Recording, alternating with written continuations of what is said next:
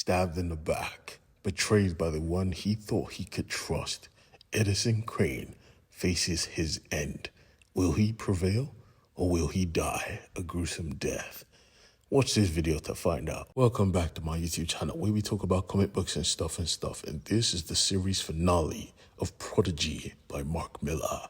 Sit back, relax, and enjoy because it gets crazy. Jumping straight into the story, we continue with Edison in the hands of his enemy. You see, they had brought him to a location he did not know, but he was smart enough to realize that this was where they kept the machine, the computer mainframe that was going to grant them access to teleport their forces from the other Earth to this Earth. But midway through his conversation, he realized that he knew this person.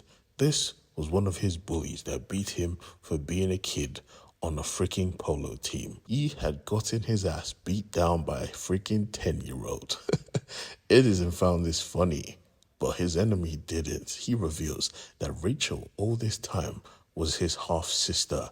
He sent her undercover to deceive the smartest man in the world, and he was proud of her because obviously Edison has failed to comprehend he is not the only person who has a genius-level intellect. She may not be as smart, but she sure as shit was smart enough to play a very convincing CIA operative. But this surprised Edison. How did I not find out? Then she revealed, yeah, I actually did all those things, like to perfection. So it wasn't really lying, it was just playing a role of a person that really existed. Finally getting the bigger picture, Edison asked, why would you want someone to come here and rule your people? And they laughed. You guys are not our people. We are direct descendants from the prince who came here a long time ago. That is why we have built this machine. And that is why we have a great deal of influence. We have the money. And honestly, that's why we haven't killed you yet. I want you to see. I want you to watch your world burn.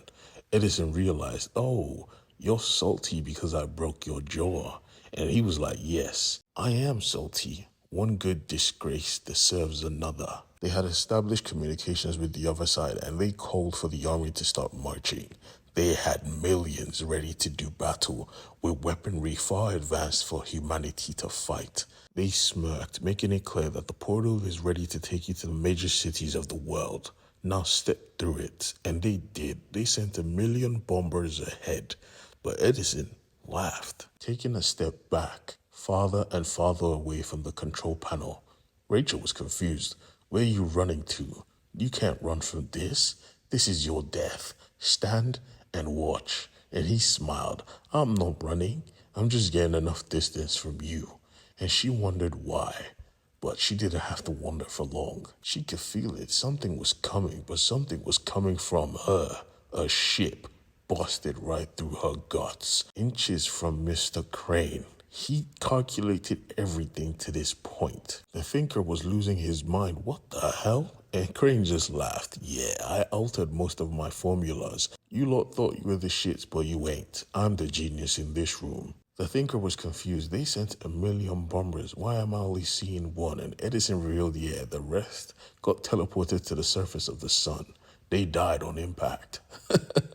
Edison was cruel, bruh. Even the thinker was like, what more do you hope to gain? That is nothing. We have more people, and we still have this supercomputer. Screaming at the computer to stop teleportation, but Edison said, don't stop, computer.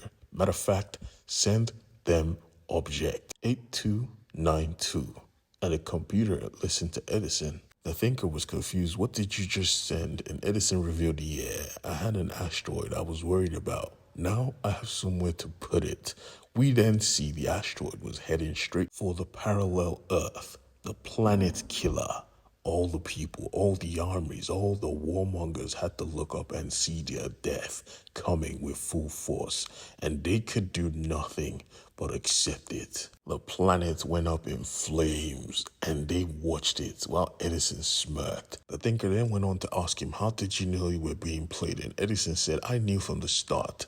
She said she didn't speak a particular language that it is recommended for every CIA operative to learn. If she's lying about that, she was sure as shit lying about everything else. With his forces gone, the thinker just wanted revenge. He wanted Edison dead. Thankfully, Edison was in handcuffs, but he really wasn't. He broke free of that long ago. He was just here to watch the show. But now there was no reason to play a role, so he broke free and proceeded to fight, holding on to the Thinker for no escape and to protect himself. The armies came and he kept pushing everyone back with just his feet.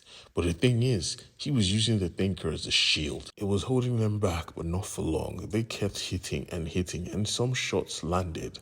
They surrounded him, but he was quick enough to tie his hand around the Thinker's neck and promise that he will blow his brains out if they don't let him board the ship. Now, you need to remember that this, at the end of the day, is a cult. They were all raised to protect the dragon's head, and this prick, the Thinker, was the dragon's head. They were not risking his life, so they let him board the ship, which was a big mistake. As soon as he was in, he said, "Turn on the force fields now." Realizing he didn't have a choice, he put up the force fields. Then Edison said, "Drop the bombs." These were atomization bombs. They could kill a nation.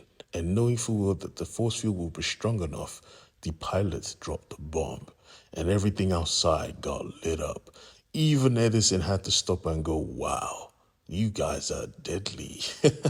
And just to be safe, he put a bullet in the pilot's head. When everything outside was dust, he then proceeds to turn the gun on the Thinker and blow his brains out as well. The mission was over. Edison was king. After that, 1 week had passed, and he was back to his company, planning to do a ridiculous jump, because you see, he made a promise, and that is one thing he would never break. Before he could jump, though, his new assistant brought him a to-do list, but he revealed, "Yeah, I did all of that since. Don't worry, just watch the show." And he stepped up, also revealing that while he was solving all those issues, he was playing chess and beat another master. Seeing his old assistant, he made sure she was doing well at her new job. You see, he knew her capabilities. That is why he promoted her on the spot. She was now the head of the company, or rather a company. Now it was time to do the jump, and the jump was absolutely goddamn ridiculous, jumping from a building to another building above 3 super big helicopters. This was certain death for anyone, but he was Edison Crane. He simply said, "Let me do my thing."